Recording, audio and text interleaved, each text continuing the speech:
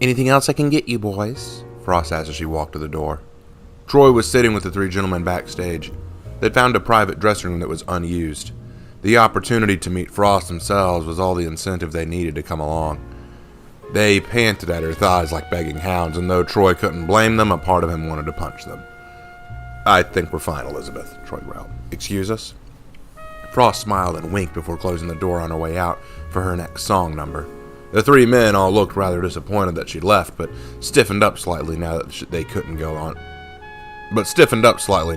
get on to business. You mentioned that your friend Henry Fritz had been making new friends. Who were they? Henry was a very emotional man, one of them answered. His name was Winston von Stryker. He had a sharp chin and the beginning of his hair loss with glasses on and a business suit. Of them, he was the only one with a slight German accent. I mean, we were all close because our families came here from Germany before the Great War, and during that time, our families were... Burkhalter didn't need to continue. Troy knew how the German Americans were treated as a result of the war. It was likely they'd all been at the receiving end of bullying and harassment when they were younger. You don't need to explain, but what does that have to do with Fritz? Troy asked.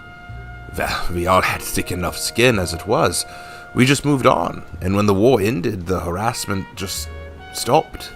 Besides, most of us sound enough like locals that we don't set off too many red flags. Everyone looked at Stryker with an amused grin, knowing he was the only one who didn't sound like a local. But Henry... he was always too sensitive, always angry at the jokes and harassment. Wasn't he arrested once for getting in a fight with one fellow? Right, the construction worker agreed. His name was Arnold Schmidt, and he was indeed a construction employee. I remember seeing him getting into a row with some man who called him a kraut. So he was quick-tempered, Troy pressed, trying to get more about Henry out of them. Very. But he never did anything too crazy. I thought he just learned to get over it, and like we all did. Then he joined up with that group, Burkhalter growled. The Sonne des Vaterlands. It means son of the fatherlands. They're a German and Austrian exclusive group. He invited us to join up too, and it seemed innocent enough at the time. We thought it was just an illegal drinking club or a nightclub like this. Not quite, Troy smirked, though there was a dead seriousness to his tone that made any humor feel pale. Of course not, Schmidt spat furiously. They're a bunch of... He looked to his friends and fell silent, not willing to say it. What he means is that the club resembles more of what our kin are like overseas right now. They had the colors of the Fuhrer in their meeting hall and his image plastered on every scrap of paper they could shove at you. The beer was fine, yes, but the words, the conversation, the mood, it was all hostile, Burkhalter nodded. Even though we were German Americans, they scrutinized us like we were native born. All spoke in thick German, or at least attempted to, Schmidt laughed. Right, but many clearly were not that familiar with the language and were trying to fake it, and that's my point. Did they discuss anything? Were they planning something, Troy asked. We didn't stick around very long. None of us did, but honestly, I didn't think they were much more than a group of hopeful rebels with a weak cause. Troy knew better than that. What these three men didn't realize is they'd stumbled into something way worse than they could have imagined. Where do they meet? And how do you get in? Troy asked, to the surprise of the three men before him, already formulating his plan in his head on what he was going to do. Frost certainly wouldn't like it, but he was running short on time and options. So, this is the place? Frost asked. She was bundled in her raincoat and hat to keep herself out of the cold downpour. She sat under a bench beneath a canopy looking across the street before them at a quiet old bar with lights on and smoke pouring out of a top chimney. Troy sat beside her, staring daggers at the building. He too wore a raincoat and hat, but also he was hiding with a pen in his hand. Schmidt had given it to him and told him what to do with it when he approached the door, where there was a tall brunette fellow with a thick chin and beady eyes glancing around like he expected something unpleasant. Inside that joint, Frost, are the folks who know about the bombs, Troy muttered. I gotta find out what they know. They are also mean, hateful, and traitorous backstabbers, Frost pointed out. If they find out who you are, let's not worry about the worst case scenario until it actually happens, alright? Troy asked. If it actually happens, then you'll die, Frost argued. Of course I'm going to worry about it. Well, then stop, Troy snapped. Frost winced at the sudden verbal strike, but didn't lose her composure for too long. She played with her hair and tried to look for the right words to say. Troy could tell she was going to keep pressing him until he said something, anything to alleviate her mind. Look, Frost, odds are pretty good that these guys are just a bunch of drunk reprobates who are in way over their head with this. The kind of guys who boast all day about what they could have done if they were the ones fighting in the Great War. They could have fought the whole thing by themselves, with nothing but a cold beer and a rifle. They don't respect the art of subtlety or patience. If I can get one of them talking, just bragging long enough, then he'll tell me all about how they're going to rip America a new one. So that's your plan, Frost laughed. Get one of them spilling his guts out of sheer masculinity and treasonous intent? Imagine if the police ever used such techniques. She was joking, but there was an air of anger in her words. Troy had gone to the police with information Schmidt, Burkhalter, and Stryker had given him. But as he'd expected, they'd waved him off with a dismissive, "We'll look into it," and showed him the door. They still didn't respect the gravity of their situation, and it was time to make them realize it. Frost had been rather beside herself hearing about it. For a woman with a colorful vocabulary like hers, Troy hadn't expected her to swear like a sailor when angry enough. Look, it shouldn't take more than an hour, okay? Troy explained. I'll go in, get the information, and then slip out. If I'm not out in an hour or things start to go south, get the police. There's a station just a few blocks from here. I still don't like it, Frost whispered to Troy as he got up. You better be careful, James. Troy smiled down at her and squeezed her hand reassuringly. Don't worry. You're not going to lose your job tonight, and even if you did, you're still quite the singer, Troy grinned. That wasn't what he wanted to tell her. But if he told her what was really on his heart and soul, it would have been far too difficult for her to let him go then. He approached the door, and the man finally noticed him. Stop, the man at the front snarled, holding up his hand to Troy as he approached. Who are you? A believer in a cause, Troy answered, holding up the pen. The man stared at it a moment, and then a slight glint showed in his eye for a moment. A cause, huh? What cause is that? A cause to remind the world of our heritage and their place. To restore the old order by way of a new order. Troy recited the line as slowly and clearly as possible. Care to write down the rules of this new order? Hold up your right hand so I can see where to write them, Troy responded.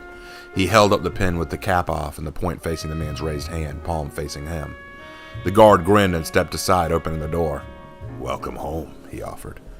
Troy stopped a moment as he stowed away the pen and took one last glance back where Frost was sitting. He couldn't make out her face, but there was both a look of fear and desperation that he didn't have to see to know was there. A small piece of his personal safety and sanity told him to walk away now, to return to her and forget this place. But then the reality of what knowledge waited inside baited him back in. He turned and marched into the club as the guard closed the door. Now he was alone among the enemy, a wolf among lions, but to blend in, he must behave like their pride. The room itself was full to bursting with Aryan men. Blonde-haired and brown-haired white men strode around the room in work clothes and leisure attire. Most had a mug of beer or some kind of alcohol in their hand, and most were speaking English, but Troy occasionally caught a few odd phrases of German thrown in, and all very poorly accented. It was like the three gentlemen had said, pretenders, all merely trying to dress up in the garb of a movement they barely understood. A few eyes turned to Troy, who just nodded back. He was careful not to smile, not to appear friendly. To these men, their organization was a secret society of true revolutionaries. There was nothing to find merry or joyous here. They were all dogs of war, and thus friendliness was not common. I've never seen you here, a voice cut through the gossip. Troy spun to see a blonde-haired man with his neck as thick as his face glared daggers at him. He was about Troy's height, and he was wearing suspenders, a white button-up shirt, and slacks. His hair was cut close, and his jaw was fixed. Troy shrugged, hiding his discomfort. First night. Who gave you your pen? The man asked darkly. Henry Fritz, Troy answered quickly. Fritz, the man blinked, his glare softening some. I thought he was dead. Killed by a policeman. He was, Troy answered darkly, forcing a sad tone to his voice. He was a good man and a friend. A true son of the fatherland. He told me about this place, but I hadn't felt up to coming. My heart just wasn't in it. Well, now? The more I think about it, Fritz died for his cause, and That's truly noble. And I'd be a fool not to invest in that, right? The man finally gave a smile, a genuine one. He clapped Troy on the shoulder and nodded. Well said, friend, he nodded. And you are right. Every one of us here, all of us are sons of the fatherland. We all have given our lives and our hopes to seeing it brought back to its former glory. Henry was a good friend and a better man. He truly believed in our cause. Troy nodded, glad that he was starting to relax some. The man held out his hand. Oscar Hostetter. Troy took it and shook. Hans Lanschnet, Troy replied, using the name he made up and been planning on giving. It was the name of an old friend from school who he'd known. Not an overly bright young man, but one that was clearly of German origin and thus could easily be impersonated. Oscar just nodded in response. I'm pleased you've come tonight, Hans, Oscar whispered. I can see you're a man of ambition and drive. It is in your eyes. The drive of every true German to make a difference. Make an impression. No question about that, friend. Excellent, Oscar laughed. With Oscar giving a laugh, some of the room seemed to ease their tension a little. Troy took notice. This Hostetter must be more important than he thought. But, Henry didn't tell me this was just a beer club. I've been to plenty of bootlegging joints. I was under impression this was a place of action. That you were all men of action, Troy pressed, hoping to get some intel. Henry was likely just trying to keep quiet until he was sure you were willing to join the ranks. In truth, Hans, many of our number don't know the full scope of our plans, Oscar smiled. Are you interested? Well, if I'm going to join up, I'd like to know how we're going to fight the Americans, Troy replied, giving a cold hiss to his undertone. Ours is not to fight, my friend, but believe me when I say that we have all we need in the city now, and we're not alone. This last phrase sent a shiver down Troy's spine that he quickly tried to mask with a curious smile. But all in due time, Hans. For now, mingle a little, get to know your brothers in arms, and in about 30 minutes, you'll see what I'm talking about. Oscar then gave Troy another pat on the back and went back to circling the room. Troy looked around and for the first time began to take in the ways this room was laid out. There were Nazi flags on the far side of the room and two portraits of Hitler on the columns near the bar. And every now and then, in the middle of a drunken discussion, some men might stop and salute the pictures as though he were the Fuhrer themselves. Troy was now becoming more paranoid, more concerned. Oscar didn't speak like a normal believer in a cause, but a zealot. He was like some cult leader, and they were all his sheep. What did he mean that they were not alone? Were there actual SS soldiers in the city? Had German spies infiltrated this far in? How deep did this go? All would be revealed in half an hour. If he could only wait that long without revealing who he really was, he'd find out for sure. But he was really starting to wish he'd stayed with Elizabeth.